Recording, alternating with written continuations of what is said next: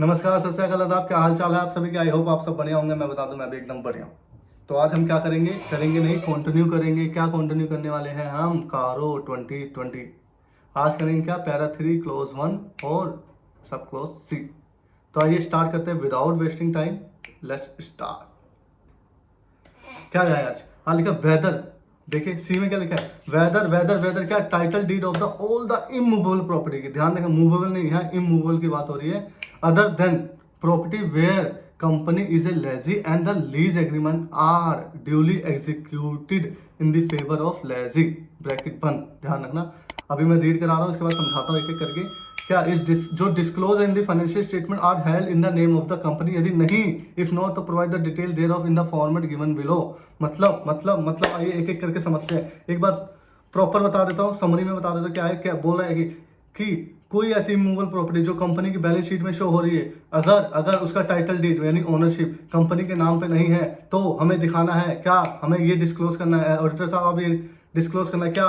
कौन सी प्रॉपर्टी है, description of the property, उसकी ग्रोस वैल्यू कितनी है, हेल्ड किसके नाम पे वो हेल्ड करी हुई है। ठीक है, आपके नाम पे, मेरे नाम पे नहीं है, कंपनी के नाम पे नहीं है, तो किसी और के नाम पे होगा। अगर रिलेटिव डायरेक्टर, यदि प्रमोटर डायरेक्टर या रिलेटिव या एम्प्लॉय है, तो उसका स्पेसिफिक नाम पूछा है, इनका तो बता ही दो कौन है इनमें से।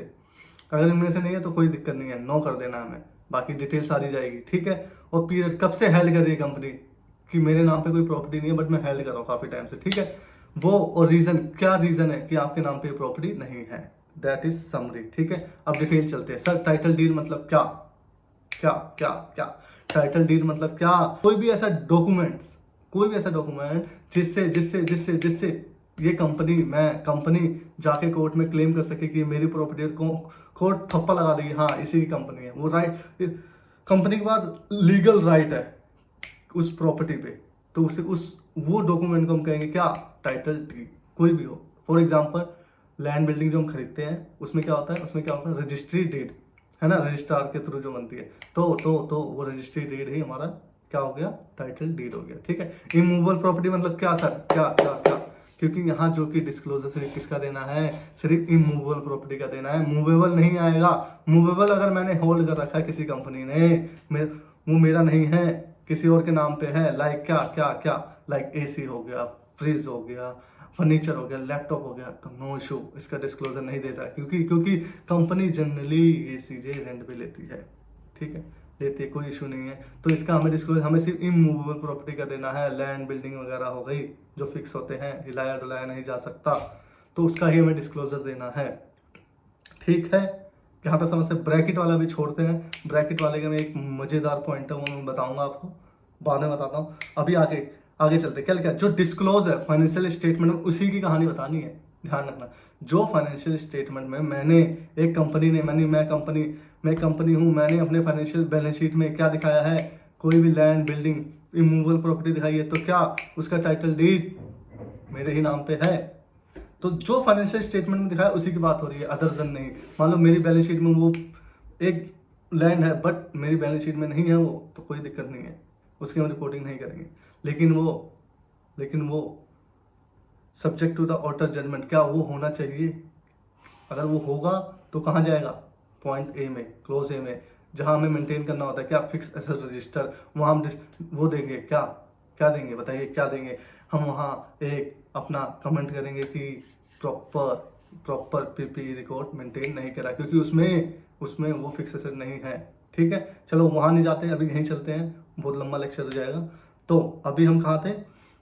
जो फाइनेंशियल स्टेटमेंट में इमूवेबल प्रॉपर्टी है, उसी की ही हमें उसका ही टाइटल डीड बताना है इस क्लोज में। ठीक है, और आइए टाइटल डीड। सर हाँ, कुछ चीजें हम लीज पे लेते हैं, ठीक है, तो उसका टाइटल डीड क्या होगा? उसका टाइटल डीड क्या होगा? वो एग्रीमेंट, वो लीज डीड, वही टाइटल डीड है।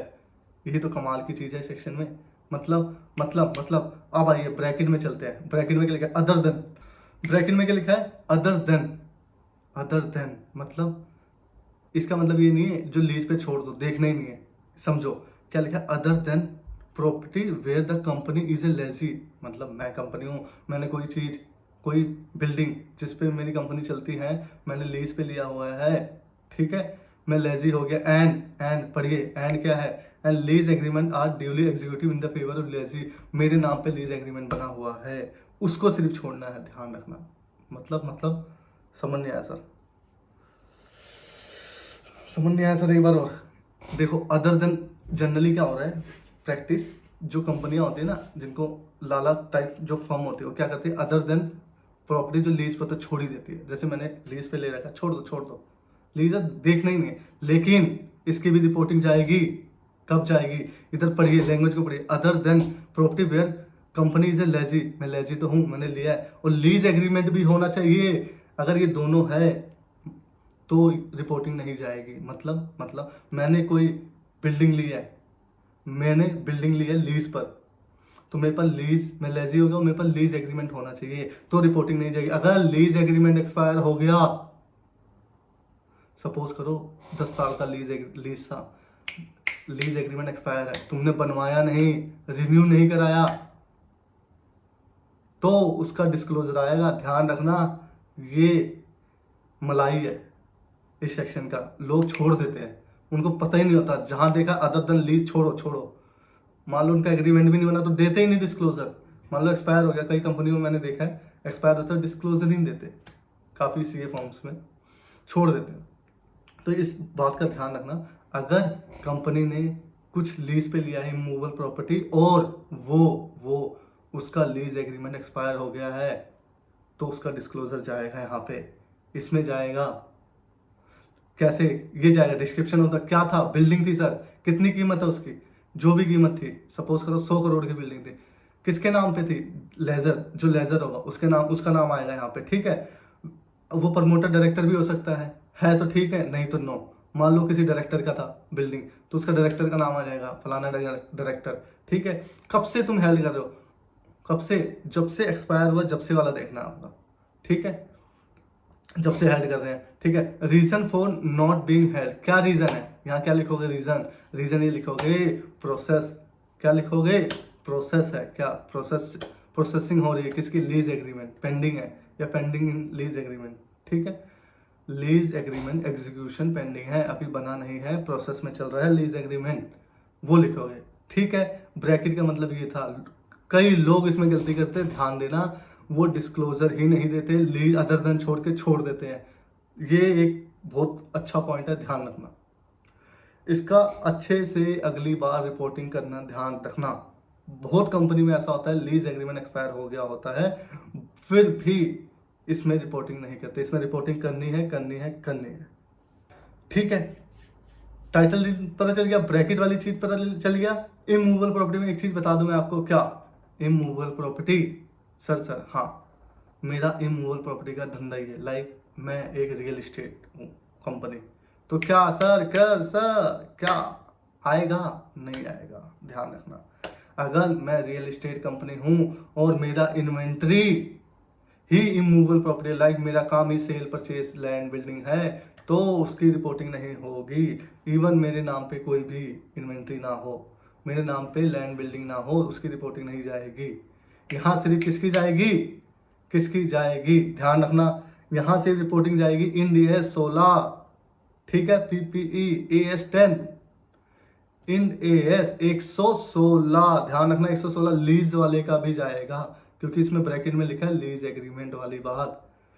तो राइट ऑफ एसेट जो आता है, राइट टू यूज एसेट जो क्रिएट होता है, जिसने इंड AS 116 पढ़ा है वो कनेक्ट कर पाएंगे, उसमें राइट ऑफ एसेट आता है, तो उसका ध्यान रखना, वो उसकी रिपोर्टिंग में यहाँ होगी। अगर लीज एग्रीमेंट सोचो एक्सपायर हो गया, तो उसकी रिपोर्टिंग आएगी, ठीक है। इंड AS 116 हो गया। इन्वेस्टमेंट प्रॉपर्टी इंड AS 40, ध्यान रखना, इंड AS 40 इन्वेस्टमेंट प्रॉपर्टी, वो भी कवर हो जाएगा। अगर कोई इन्वेस्टमेंट प्रॉपर्टी आपने हेल्ड कर रखी है बट आपके नाम पे नहीं है, उसकी भी रिपोर्टिंग जाएगी। और लास्ट क्या, asset held for disposal Ind AS 105, अगर वो भी आपके नाम पे नहीं है तो वो भी जाएगा। सब कुछ जो ये लिखा हुआ लाइन से, जो हमने गिवन फॉर्मेट दिया, वो फॉर्मेट में डालेंगे और रीजन देंगे, ध्यान रखना। हाँ, तो कुछ एग्जांपल ही बता देता हूँ मैं, आप कैसे आप आइडेंटिफाई कर सकते हो कि हाँ भाई ये टाइटल डीड चांसेस है यहाँ पे कंपनी के नाम पे ना होने पे, कैसे आप आइडेंटिफाई कर सकते हैं। पहला, एमलगेमेशन डीमर्जर, इसमें बहुत हाई चांस होते हैं किसके, जो टाइटल डीड है वो पुरानी वाली कंपनी में रह जाता है। एमलगमेशन क्या होता है, ए बी बन के सी बनती है, तो क्या होता है ए बी के नाम पे ही प्रॉपर्टी होती है, तो इसमें बहुत हाई चांसेस होते हैं आपकी टाइटल डीड ना होने के मेन कंपनी के। तो ठीक है, इस पे रिपोर्टिंग के बहुत हाई चांसेस होते हैं, ध्यान रखना। दूसरा दूसरा दूसरा क्या, दूसरा है मोटोगेज प्रॉपर्टी। मोटोगेज मतलब जो कंपनी को हमने क्या गिरवी रखवा दिया है, हो सकता है एक हम एक्सटर्नल कंफर्मेशन ले सकते हैं कि क्या टाइटल डीड अभी भी कंपनी के नाम पे है या बैंक ने उसको रफा दफा कर दिया, ध्यान रखना। तीसरा क्या, तीसरा बताया मैंने वही lease agreement, lease agreement company के नाम पे नहीं है तो इसमें रिपोर्टिंग जाएगी। चौथा कोई लीगल डिस्प्यूट चल रहा है, लाइक कैसे सर कैसे मान लो कोई कंपनी ने एक परचेज कर रही थी कुछ प्रॉपर्टी, उसमें डिस्प्यूट हो गया बट कंपनी के नाम पे आया नहीं, प्रोसेसिंग में है, रजिस्ट्री प्रोसेसिंग में चल रही है रजिस्ट्री, तो वो भी आएगा यहाँ पर, ध्यान रखना।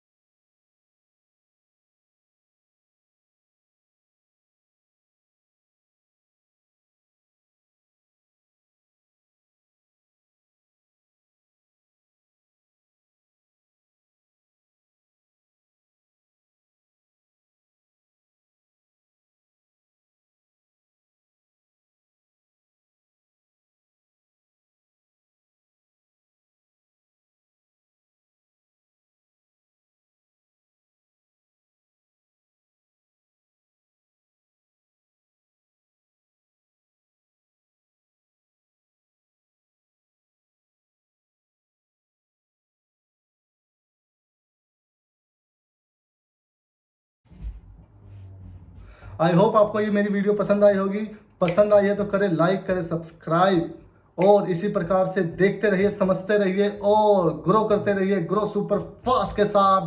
Bye bye.